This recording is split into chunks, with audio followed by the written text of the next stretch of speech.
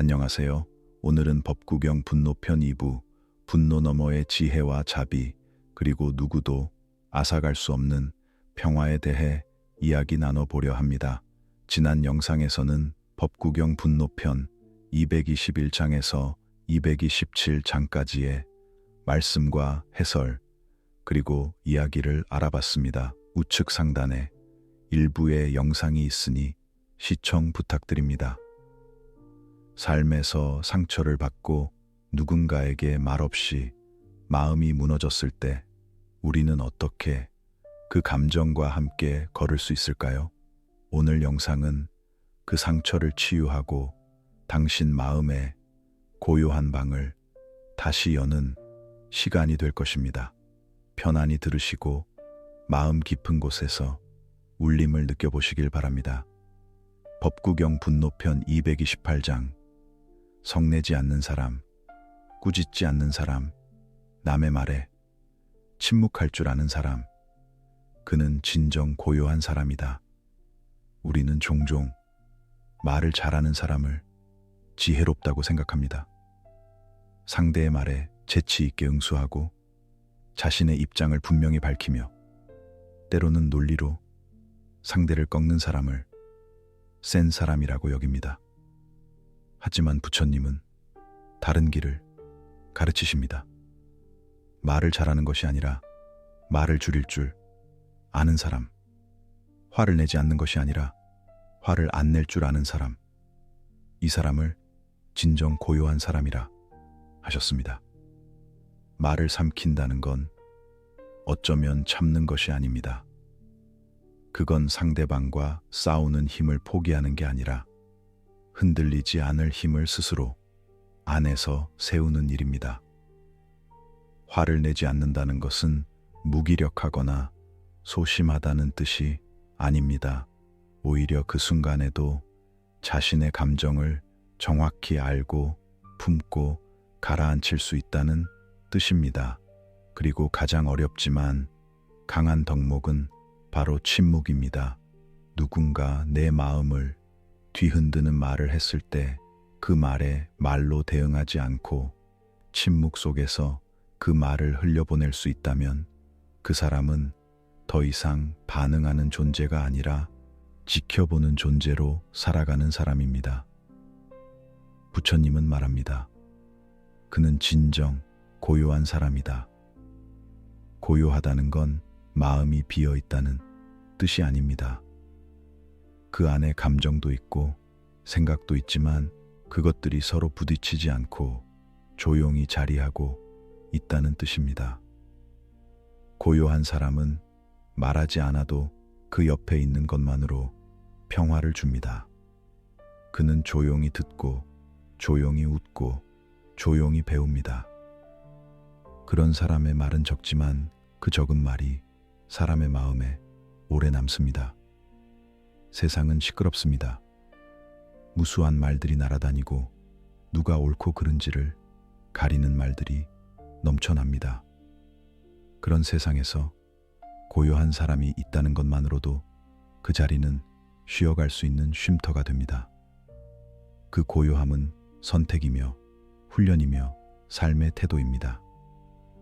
침묵의 그릇. 옛날 숲속에 스님 한 분이 살고 있었습니다.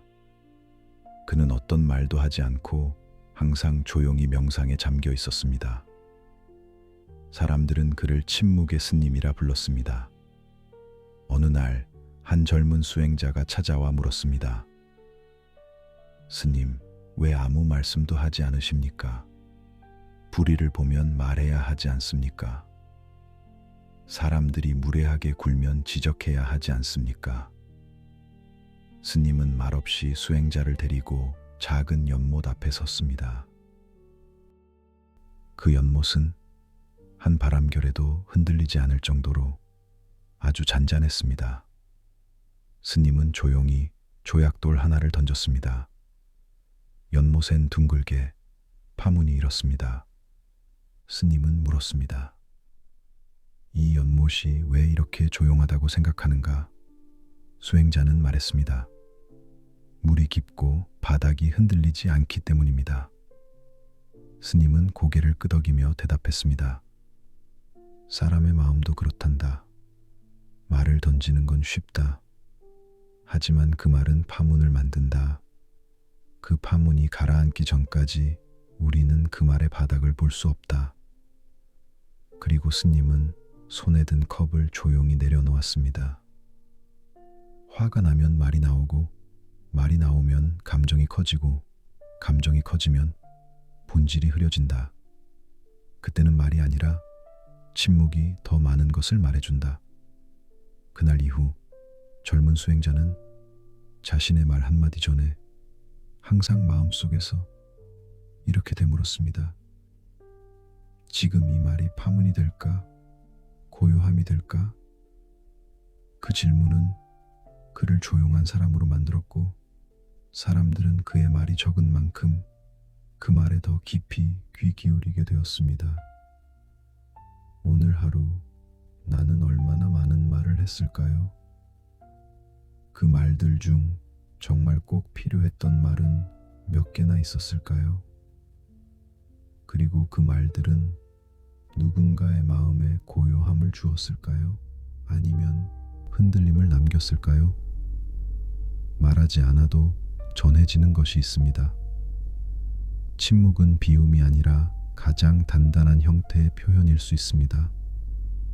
오늘 하루 당신도 말이 아닌 고요함으로 당신의 지혜를 보여줄 수 있습니다. 고요함이 머무는 자리, 거기에서 진짜 평화가 시작됩니다. 법구경 분노편 229장. 화를 품는 이는 자신을 해친다. 화를 버리는 이는 평화를 얻는다.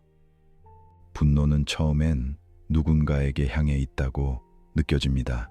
그 말 때문에, 그 행동 때문에 나의 마음이 상하고 속이 상하고 얼굴이 뜨거워집니다.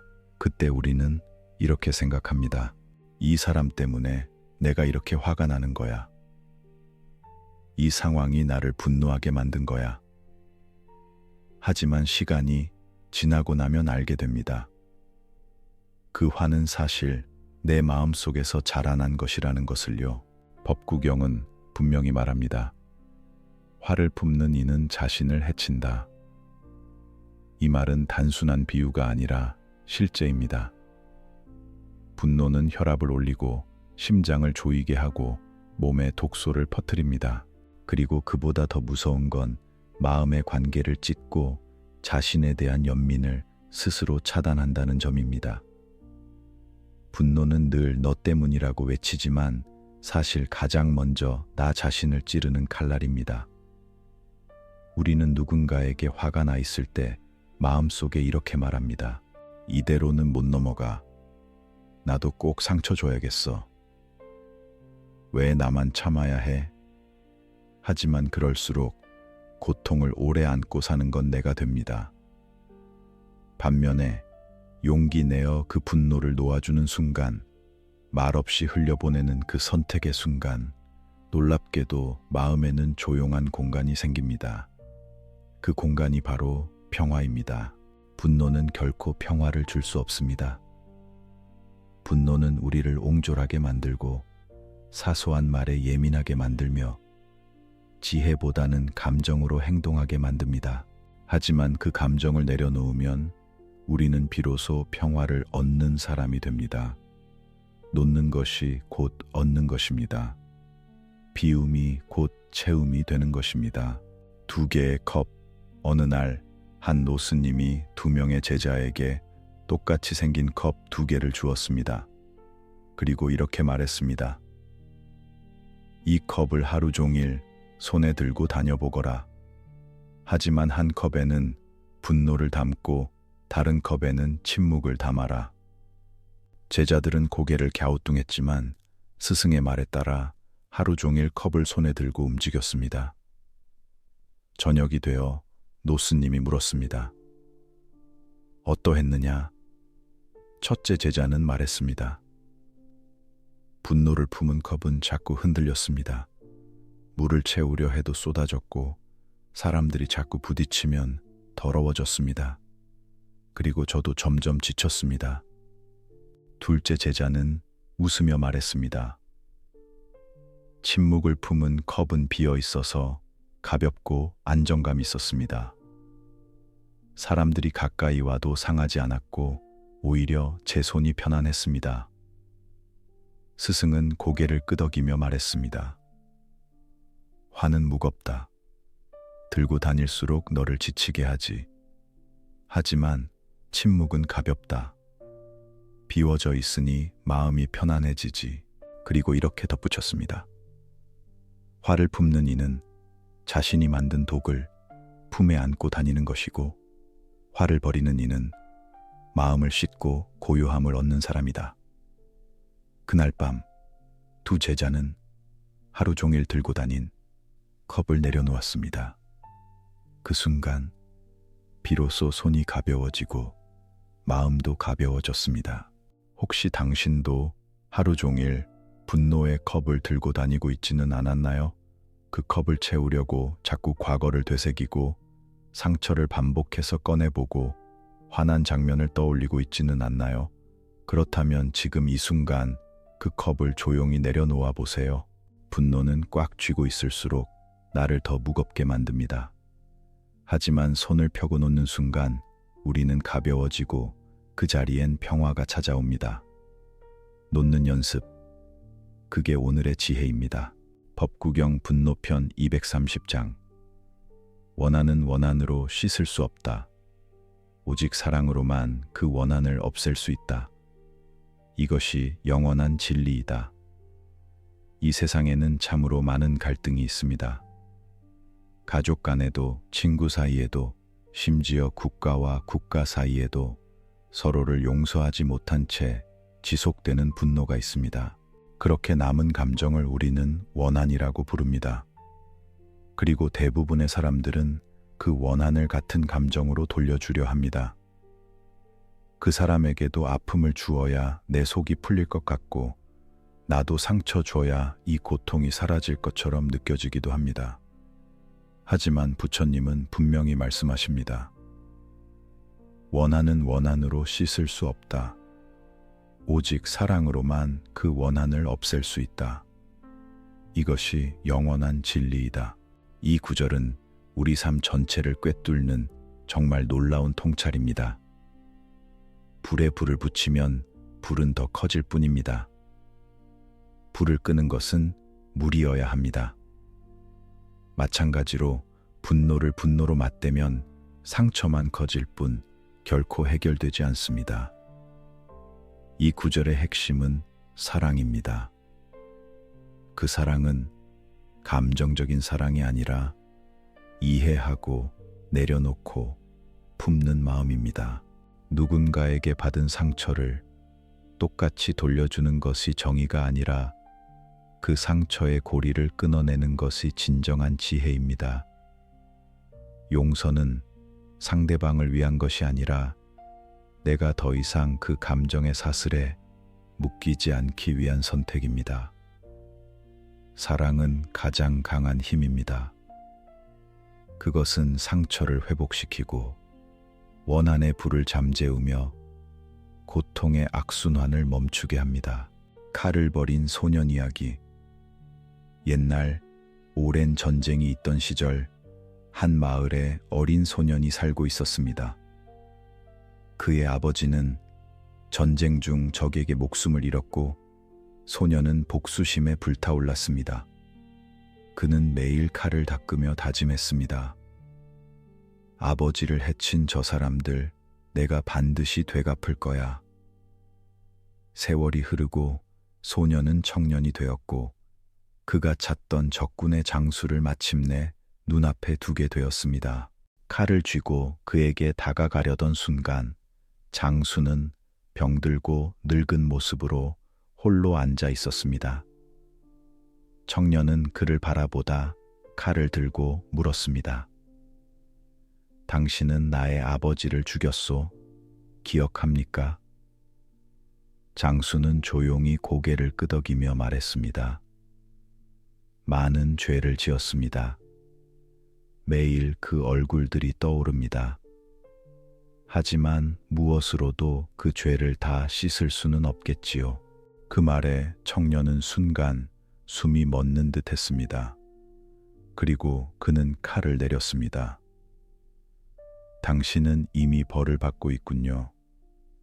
내가 그 칼을 들고 산 시간은 당신이 아닌 나 자신을 해치고 있었던 것 같습니다. 그는 칼을 땅에 묻고 돌아섰습니다. 돌아오는 길, 그는 처음으로 아버지의 죽음에 대해 눈물을 흘렸습니다. 하지만 그 눈물은 더 이상 복수의 눈물이 아니었습니다. 그건 놓아주는 눈물이었고 자유의 눈물이었습니다. 오늘 당신이 마음속에 품고 있는 되갚고 싶은 감정은 무엇인가요? 그 상처는 정말 그 사람을 해치면 사라질까요? 아니면 그 상처를 품고 있는 마음을 이해하고 어루만질 때 비로소 사라지는 것 아닐까요? 누군가를 용서하는 일은 그 사람을 위한 일이기도 하지만 무엇보다 나 자신을 해방시키는 일입니다. 오늘 당신의 마음속에서 원한의 불꽃을 끄는 따뜻한 물 한 그릇을 떠보세요. 그 물은 사랑이라는 이름을 갖고 있습니다. 그리고 그것이 영원한 진리입니다. 법구경 분노편 231장. 자기를 이기는 것이야말로 가장 어려운 일이다. 자기를 이긴 이는 어떤 전사보다 위대하다. 살아가면서 우리는 많은 싸움을 겪습니다. 세상과 싸우고 환경과 싸우고 사람들과 충돌합니다. 때로는 그 싸움에서 이기기도 하고 때로는 지기도 하며 우리는 성공과 실패를 말합니다. 하지만 부처님은 말씀하십니다. 자기를 이기는 것이야말로 가장 어려운 일이다. 자기를 이긴 이는 어떤 전사보다 위대하다. 이 말씀은 우리에게 진짜 전장은 밖이 아니라 내 안에 있다는 것을 일깨워 줍니다. 진정 어려운 싸움은 바로 자기 자신과의 싸움입니다. 참기 힘든 감정을 붙들고 있을 때, 쉽게 말하고 싶은 충동이 올라올 때, 화를 내고 싶은 마음이 들끓을 때, 그 감정을 이겨내는 일은 칼을 들고 적과 싸우는 것보다 훨씬 어렵습니다. 남을 이기는 일은 순간의 기술로도 가능하지만 자기를 이기는 일은 평생의 수행이 필요합니다. 왜냐하면 자기 자신을 가장 잘 아는 사람은 결국 자기 자신이기 때문입니다. 내가 얼마나 쉽게 흔들리는지, 어디에서 무너지기 쉬운지를 누구보다도 잘 아는 사람. 그래서 스스로를 다스린다는 것은 깊은 통찰과 지혜 없이는 결코 불가능한 길입니다. 자기를 이긴 사람은 조용합니다. 자기를 이긴 사람은 부드럽습니다. 자기를 이긴 사람은 누구에게도 증명하려 하지 않습니다. 그 사람은 이미 알고 있기 때문입니다. 진짜 승리는 침묵 속에 있다는 것을. 검객과 거울 이야기. 한 왕국에 최고의 검객이 있었습니다. 그는 수백 번의 결투에서 단 한 번도 진 적이 없는 사람이었지요. 사람들은 그를 두려워했고 어떤 이들은 그를 영웅이라 불렀습니다.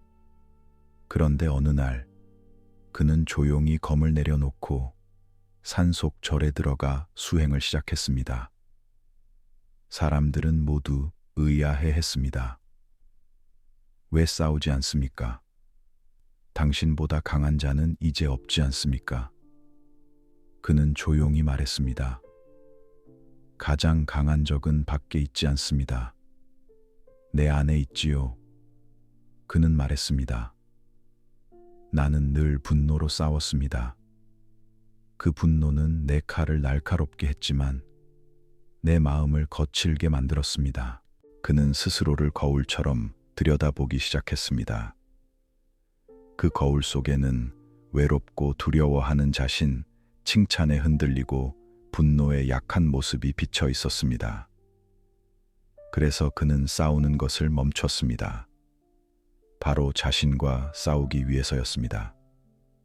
수년 후 그는 다시 마을로 내려왔습니다. 사람들은 예전보다 더 깊은 눈빛과 부드러운 얼굴을 가진 그를 알아보지 못했습니다. 당신은 누구십니까? 예전 그 검객이 아닙니까? 그는 웃으며 말했습니다. 나는 이제 칼을 들지 않습니다. 그보다 더 어려운 무기를 들고 있기 때문이지요. 그 무기는 바로 나 자신입니다. 오늘 하루 나는 누구와 싸우고 있었나요? 내 옆에 있는 사람과? 어떤 상황과? 혹은 나 자신과? 내 마음 깊은 곳에서 자꾸만 올라오는 감정들, 비난, 질투, 분노, 슬픔, 그 감정들에 밀려서 나는 오늘 얼마나 나 자신을 다그치고 있었나요? 부처님은 말씀하십니다. 자기를 이긴 이는 전사보다 위대하다. 오늘 당신이 이길 수 있는 단 한 가지는 누구보다 잘 알고 있는 자기 자신입니다. 그 싸움을 부드럽게 받아들이고 그 감정을 인정하고 조용히 껴안아 주세요. 그리고 이렇게 속삭여 보세요. 괜찮아. 오늘도 잘 버텼어. 오늘도 나를 이겼어. 그 순간 당신은 이미 위대한 승리를 이룬 사람입니다. 법구경 분노편 232장. 분노를 이겨낸 사람에게는 평화가 머문다. 고요함은 지혜를 낳고 지혜는 자비를 부른다. 사람들은 흔히 이렇게 말합니다. 나는 평화를 원해. 조용한 삶을 살고 싶어. 하지만 묻고 싶습니다. 우리는 과연 평화를 얻을 준비를 하고 있는가요? 그 준비는 단순한 공간을 찾는 것이 아니라 우리 안에 분노와 맞서는 일입니다. 법구경은 분명히 말합니다. 분노를 이겨낸 사람에게는 평화가 머문다. 이 말은 단순히 화를 안 내는 사람이라는 뜻이 아닙니다. 그 분노를 꿰뚫어 보고 그 감정에 사로잡히지 않으며 조용히 그 감정을 다스릴 줄 아는 사람, 그런 사람에게만 진짜 평화는 찾아옵니다. 평화는 고요한 자연 속에만 있는 것이 아닙니다. 그 고요함은 감정이 흔들릴 때에도 침묵할 수 있는 사람의 마음에 머무릅니다. 그리고 그렇게 찾아온 고요함은 우리 안에서 놀라운 일을 시작합니다. 바로 지혜를 낳는 것이죠. 분노에 빠진 사람은 보지 못했던 것들을, 고요함에 머문 사람은 보기 시작합니다. 자신의 생각이 어디에서 비롯됐는지, 타인의 말 뒤에 숨어있는 상처는 무엇인지, 지혜는 바로 그 고요에서 피어납니다. 그리고 그 지혜가 자라면 우리는 자연스럽게 자비로운 사람이 됩니다. 왜냐하면 지혜로운 사람은 알기 때문입니다. 누구든 그 말이나 행동 이면에 보이지 않는 아픔을 품고 있다는 것을요. 자비는 감정이 아니라 이해의 결과입니다.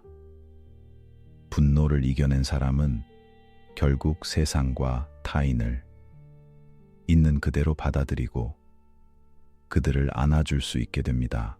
평화의 나무 이야기. 깊은 산속절에 스님이 한 분 계셨습니다. 그는 평생 분노를 내려놓기 위한 수행을 이어오며 평화의 나무를 가꾸고 있었습니다. 그 나무는 아주 특별한 나무였습니다. 매일 아침 그 나무 아래에서 스님은 좌선하며 자신의 마음을 돌아보았습니다. 하루는 젊은 수행자가 찾아와 말했습니다. 스님, 그 나무는 왜 평화의 나무인가요? 그저 나무일 뿐인데요. 스님은 대답하지 않았습니다. 대신 조용히 무건을 지키며 하루 종일 나무 아래에서 명상만 했습니다. 그날 밤 젊은 수행자가 조급하게 말했습니다. 저는 답을 듣고 싶었습니다. 왜 말씀하지 않으십니까? 스님은 미소 지으며 말했습니다. 그 질문은 분노처럼 요란하구나. 그러니 그 소리에 내가 답하지 않은 것이다. 그리고 나지막이 덧붙였습니다. 이 나무는 내 안의 분노를 흘려보낸 자리에 자라난 나무다. 이 나무가 평화의 나무인 이유는 그 뿌리가 고요이기 때문이다. 그 말에 젊은 수행자는 조용히 침묵했습니다. 그 침묵 속에서 그도 자신 안에 있던 물결이 점점 가라앉고 있음을 느꼈습니다. 그 이후 그는 매일 나무 아래에 앉았습니다. 그날부터 그의 마음에도 하나의 평화로운 나무가 자라기 시작했습니다. 분노가 다스려지면 우리는 고요함이라는 선물을 받게 됩니다. 그 고요함은 단지 조용한 분위기가 아닙니다. 그건 내면 깊은 곳에서부터 번지는 잔잔하고도 넓은 평화입니다. 그 평화 위에 지혜가 자라나고 그 지혜는 다시 자비로 이어집니다. 오늘 당신 안에도 그 평화의 씨앗이 심겨지길 바랍니다. 그 씨앗은 조용한 침묵 속에서 자라고 지혜로운 기다림 속에서 꽃을 피웁니다. 오늘 하루 말보다 숨을, 분노보다 침묵을, 반응보다 이해를 선택해 보세요. 당신의 평화는 그 안에서 피어날 것입니다. 법구경 분노편 233장. 분노는 바람이다. 멈추기를 기다려야 한다. 분노는 갑작스럽게 불어오는 바람과 같습니다. 그 바람은 순식간에 우리의 마음을 흔들고 말을 날려보내고 그동안 애써 쌓아온 관계까지도 한순간에 무너뜨릴 수 있습니다. 그 바람이 불어오는 순간 우리는 당황합니다. 속이 거칠어지고 말이 앞서고 손이 떨리기도 합니다.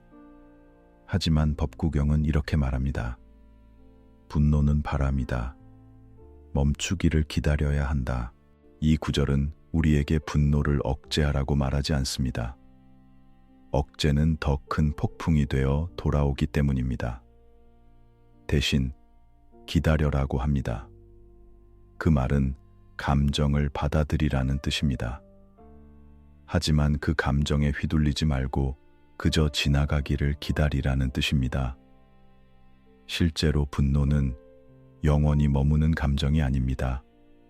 그것은 반드시 지나가는 감정입니다. 우리 마음속에 일어났다가 시간이 지나면 자연스럽게 가라앉습니다.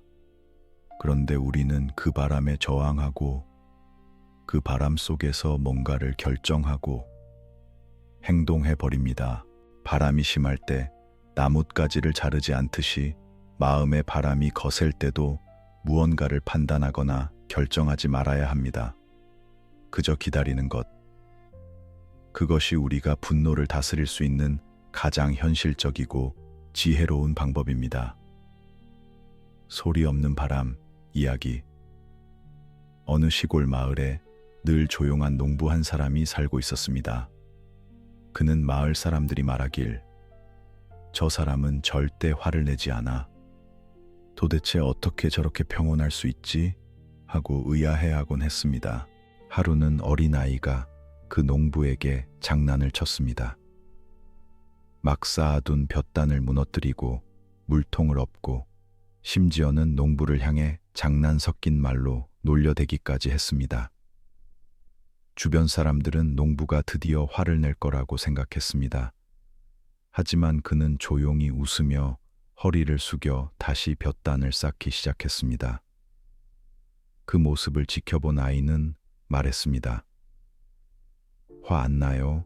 나였으면 벌써 소리 질렀을 거예요. 농부는 잠시 하늘을 올려다보더니 말했습니다. 오늘 아침에 바람이 세게 불었단다. 그 바람에 문이 쾅 닫히고 잎사귀가 사방으로 날아다녔지. 그때 나는 문을 잡지도 않았고 잎을 주워 담지도 않았어. 왜냐면 곧 멈출 걸 알았거든. 아이는 고개를 갸웃했습니다. 그게 무슨 말이에요? 농부는 말했습니다. 분노도 바람과 같단다. 세게 불면 그냥 기다리는 거야. 그게 지나가면 다시 바닥을 쓸고 문을 닫으면 돼. 그 말에 아이는 아무 말도 하지 못했습니다. 그날 이후 그 아이는 바람이 불 때마다 잠시 가만히 멈추는 연습을 하기 시작했습니다. 그리고 나중에 그 아이는 마을에서 가장 고요한 어른이 되었습니다. 오늘 당신의 마음에도 바람이 불었나요? 그 바람은 거셌나요? 아니면 속으로만 조용히 흔들고 있었나요? 무엇이든 괜찮습니다. 바람은 지나갑니다. 지금은 그 바람 속에서 결정하지 말고 반응하지 말고 그저 기다려 주세요. 숨을 길게 들이쉬고 천천히 내쉬며 그 바람을 바라보는 연습을 해봅시다. 그 연습이 쌓이면 당신은 바람에도 흔들리지 않는 고요한 나무가 될 것입니다. 법구경 분노편 234장. 당신의 평화는 누구도 앗아갈 수 없다. 이 세상을 살아가면서 우리는 수많은 상처를 겪습니다. 어떤 사람은 말로, 어떤 사람은 외면으로, 또 어떤 상황은 무력감으로 우리의 마음을 흔들고 휘청이게 만듭니다. 그럴 때 우리는 생각합니다. 내 평화는 그 사람 때문에 깨졌어. 나는 저 상황만 아니었어도 고요했을 텐데. 하지만 부처님은 마지막에 조용히 그러나 단호하게 말씀하십니다. 당신의 평화는 누구도 앗아갈 수 없다. 이 말은 우리에게 믿음을 되돌려 줍니다. 내 마음의 고요함은 누군가의 행동에 따라 결정되는 것이 아니라는 것. 상대의 말 한마디로 무너질 만큼 내 평화는 약하지 않다는 것입니다. 그 누구도 당신 안에 진짜 고요, 그 중심에 머무는 맑은 마음을 빼앗을 수 없습니다. 물론 삶은 늘 예상치 못한 바람을 불게 합니다. 사람들은 이해받지 못한 말들을 던지고 우리는 예민해지고 상처받고 분노하게 됩니다. 하지만 평화는 그 모든 바깥의 상황이 아니라 내가 지금 어떻게 반응하느냐에 달려 있습니다. 당신이 그 고요한 자리를 지키기로 선택한다면 세상이 어떤 말을 해도 어떤 일이 닥쳐와도 그 자리는 깨지지 않습니다. 그 자리는 바로 당신의 것이기 때문입니다. 그 누구도 닿을 수 없는 방 이야기. 한 수행자가 있었습니다. 그는 세상을 너무 힘들어하고 있었습니다. 가족의 말 한마디에도 상처받고 친구의 무심함에도 분노하고 사람들의 말과 시선에 쉽게 무너지곤 했습니다. 그래서 그는 어느 날 산속의 노스님을 찾아가 물었습니다. 스님, 제 마음은 너무 쉽게 무너집니다. 누가 말 한마디만 해도 평화가 깨집니다. 저는 언제쯤 고요할 수 있을까요? 스님은 조용히 미소 지으며 말했습니다. 그건 네 평화의 방이 문을 열어놓고 있기 때문이지. 수행자는 고개를 갸우뚱했습니다. 평화의 방이요? 스님은 작은 방으로 그를 이끌었습니다. 방 안은 매우 단순했고 창문도 닫혀 있었고 조용하고 따뜻한 빛이 들고 있었습니다. 이 방은 어때 보이느냐? 아무도 못 들어올 것 같아요. 안정감이 있고 고요해요. 스님은 고개를 끄덕이며 말했습니다. 너의 마음 안에도 이런 방이 있단다. 하지만 너는 늘 그 문을 활짝 열어두지. 누가 지나가면서 말 한마디만 해 또 그 방으로 들어와 흔들어 놓게 되는 거야. 그럼 어떻게 해야 하나요? 스님은 미소 지으며 말했습니다. 그 문을 잠가라. 그리고 그 열쇠는 자기 인식과 노하줌이라는 이름을 가졌단다. 그날 이후 수행자는 무엇을 듣더라도 마음속 그 방으로 들이지 않았습니다. 그는 조용히 이건 내 평화를 흔들 수 없다. 이건 그 사람의 감정일 뿐 내 진실은 아니다. 하고 되뇌었습니다. 시간이 흐른 어느 날 그는 진심으로 깨달았습니다.